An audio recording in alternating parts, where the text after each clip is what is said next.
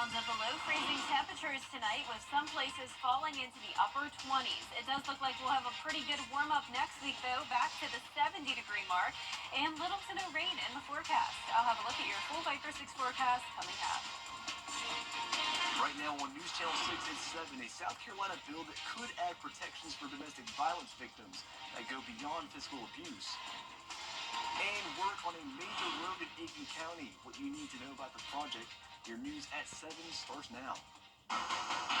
Live from Television Park, this is WJBF News Channel 6 at 7. Good evening, everyone. You're watching News Channel 6 at 7. I'm Graham Lee. Thank you so much for joining us. Coverage you can count on begins in North Augusta, where there's a major road construction project coming soon, and it's only on a heavily traveled road in Aiken. News Channel 6's Kim Vickers shows us who will be impacted. Part of Belvedere-Clearwater Road is a 4-lane highway. However, it narrows to 2 lanes just southeast of Old Sudlow Lake Road. The new project will keep it 4 lanes for another 2 miles. It does include widening the existing 2-lane road from 2 lanes to 4 lanes, which includes a 2-way left turn median as well, bike lanes both directions, sidewalks, some drainage improvements, as well as some intersection improvements along the corridors. The SCDOT, along with the Augusta Regional Transportation Study Area, identified the nearly 2-mile stretch of Belvedere-Clearwater Road as being in need of improvements. Talking about, traffic increases as well as pedestrian safety, those are a few things that we want to be proactive on and address them before they become a larger issue for the traveling public through Aiken or the residents along the road right there in Aiken County. The SCDOT is only anticipating the entire road being closed for several weeks while they reconstruct the culvert between Woods Lane and Northside Drive. And that closing detour portion, just to complete the culvert, we plan on including in the contract to do that during the summer months as to not impede, school traffic or the traveling public as least as possible. Some people I talked to don't think the widening project is necessary, but Beth Tootin with Cool Ray Mechanics, a business on Belvedere-Clearwater Road, disagrees. And it's terrifying to get to the mailboxes. We've had to actually move ours off of the road because of the amount of traffic and the speed in which people really fly down this road. As the community continues to grow, we want to make sure that we're enabling that growth. We just want to make sure that everybody's safe.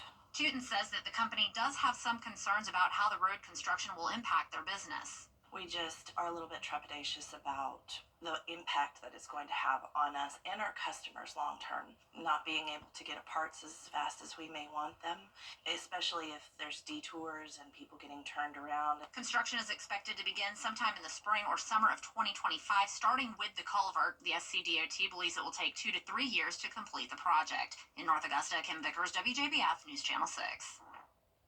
And staying in North Augusta, improvements are coming to the Augusta Green Jacket Stadium at SRP Park. Yesterday, the team and city leaders met to discuss reimbursements from the American Rescue Plan Act. They say the hope is that the money will cover nearly $150,000 worth of repairs and maintenance.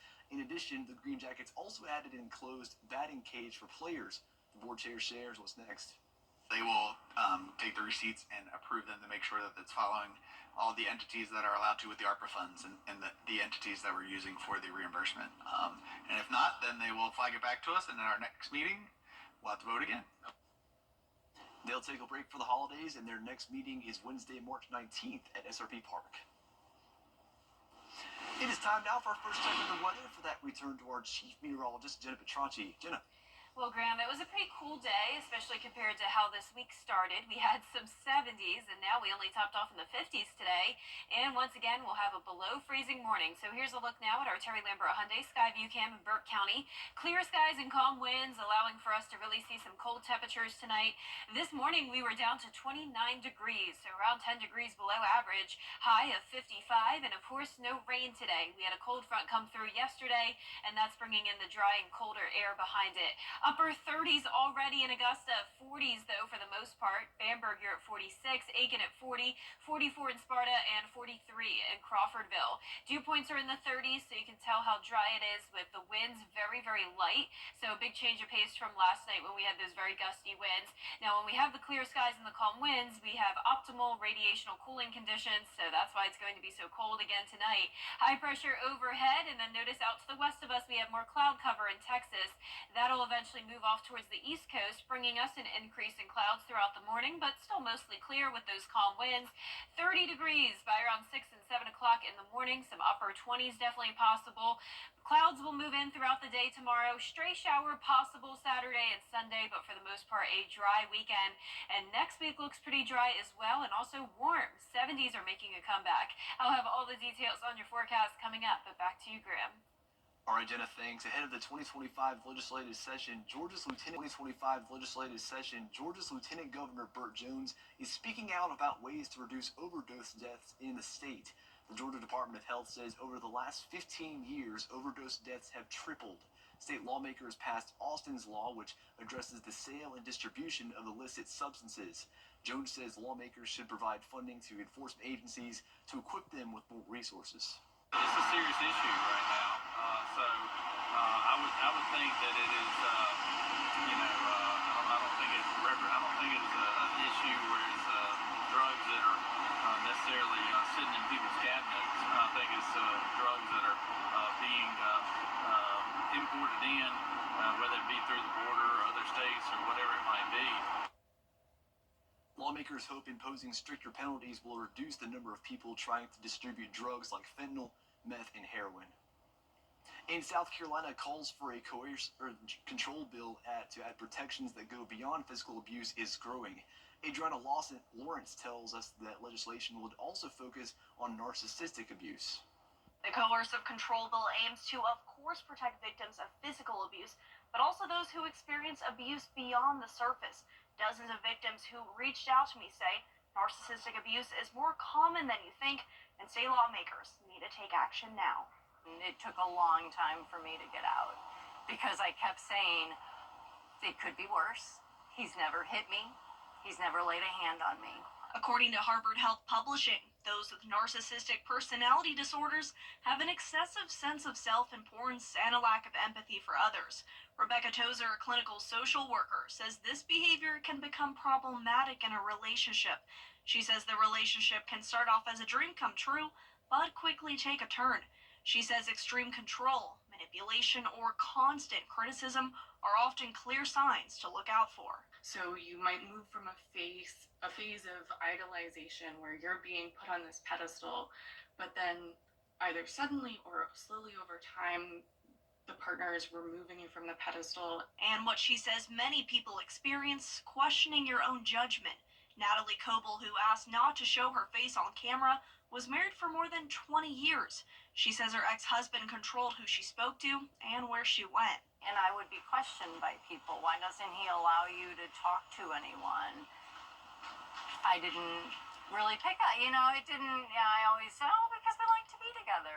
And she says he had access to her private journal. And then he's taken those journal writings in the last few years and he mails them to my current husband. Coble says the emotional trauma still weighs heavy on her to this day. She and Tozer both say you can find support through friends, church, or clubs, and know there is a light at the end of the tunnel.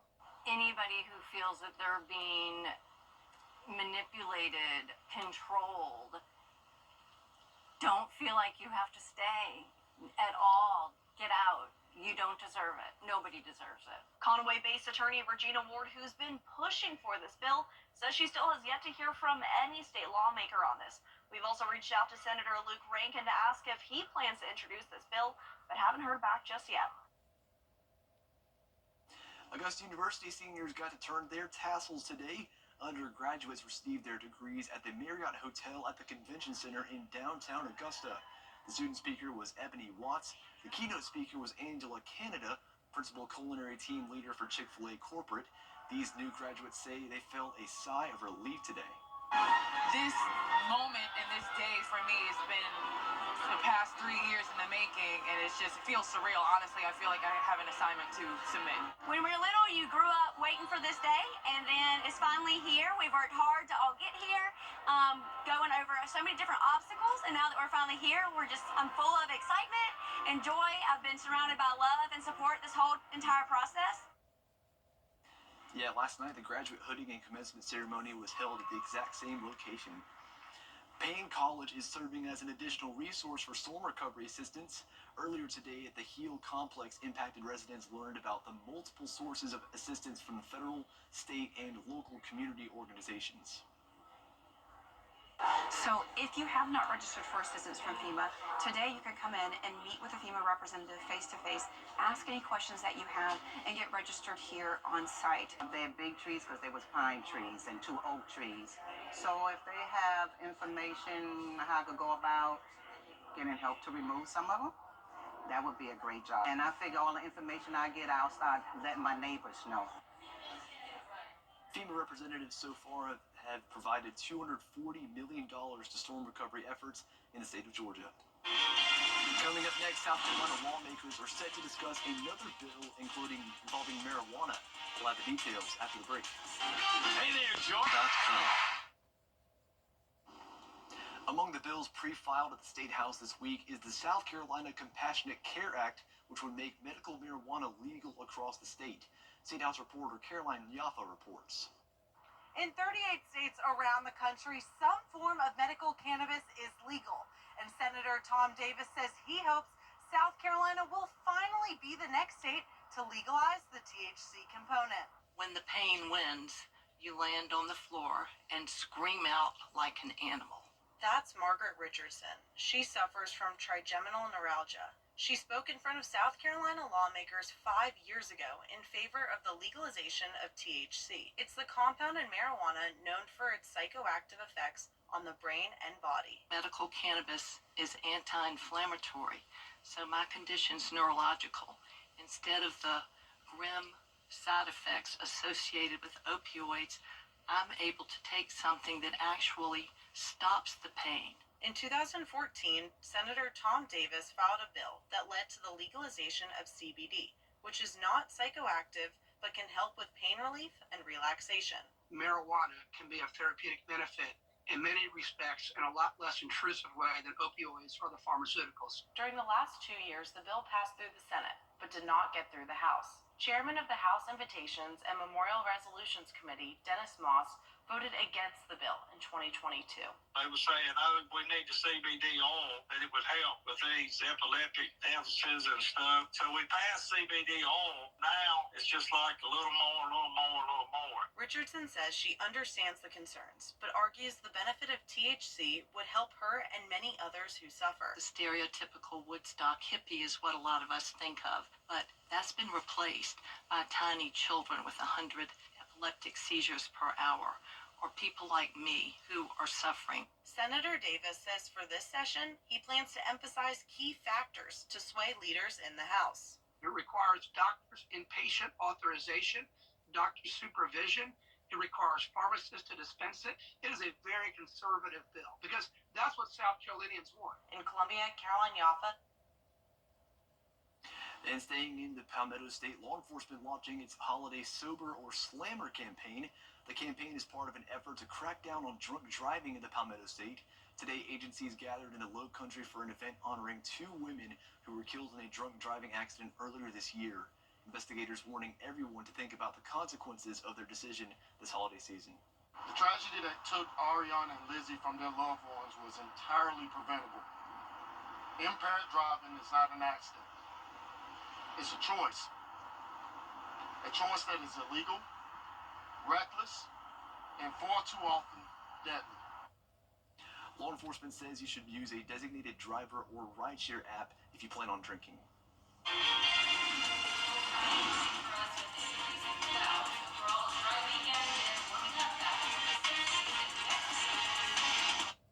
Tis the season when... Now, your most accurate forecast with WJBF Live Viper 6. Welcome back. It is a clear and chilly Thursday night for us. Our Terry Lambert Hyundai Skyview cam showing dry conditions here at Wellstar MCG Health. Already down into the 30s by the 7 o'clock hour. Winds are calm. Dew points also in the 30s.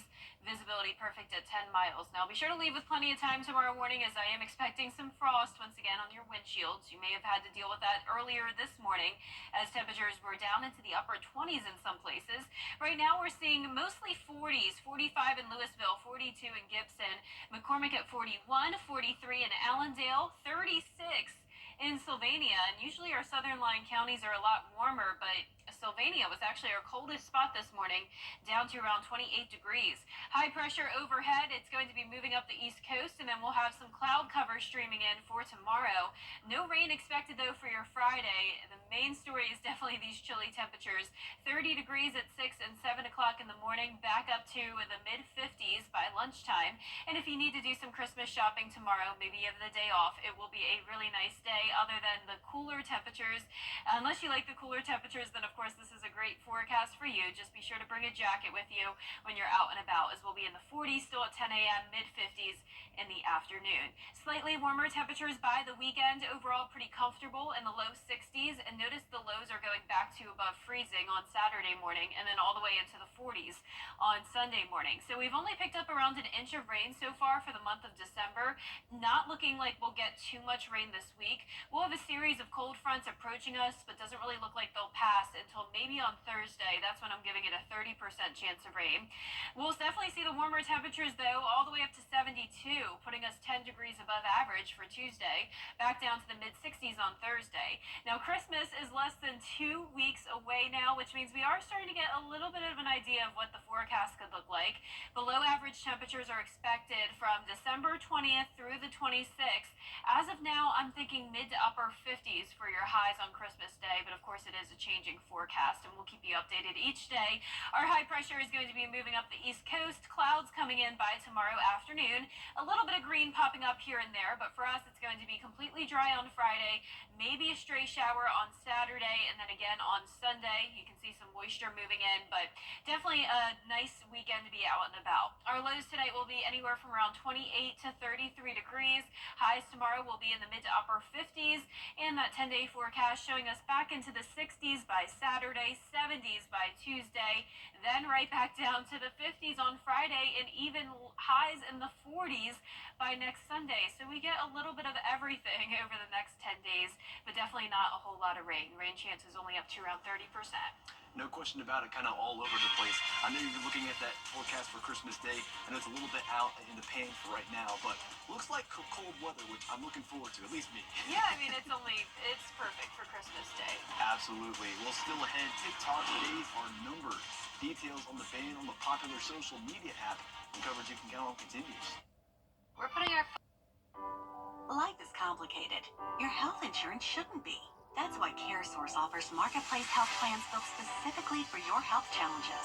Now our benefits are better than ever before, including special coverage for chronic conditions and behavioral health and substance use concerns too.